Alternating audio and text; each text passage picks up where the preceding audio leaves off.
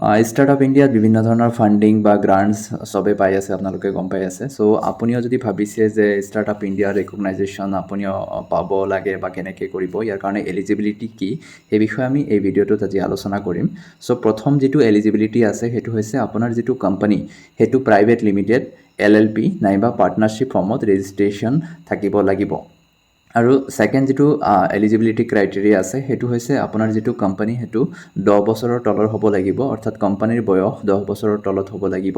আৰু 3 নম্বৰ যিটো ক্ৰাইটেৰিয়া আছে সেইটো আপোনাৰ কোম্পানীৰ যি টাৰ্ণঅভাৰ আছে বা ৰেভিনিউ আছে সেইটো 100 কোটি টকাৰ তলত থাকিব লাগিব, তেতিয়া আপুনি এলিজিবল হ'ব।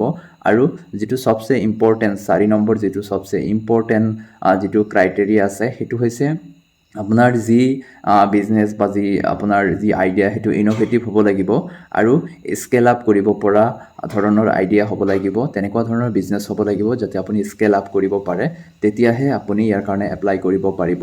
চ' ষ্টাৰ্টআপ যেতিয়া আপুনি এটা এপ্লাই কৰে আৰু ইয়াৰ কাৰণে যেতিয়া চাৰ্টিফিকেট বা ৰিকগনাইজেশ্যন পাই যায়, তেতিয়া 3 বছৰৰ কাৰণে আপুনি টেক্স বেনিফিট পায়, টেক্স ফ্ৰী হৈ যায় আপোনাৰ কাৰণে, বিভিন্ন ধৰণৰ ফাণ্ডিং পায় আৰু মেণ্টৰশ্বিপ পায়।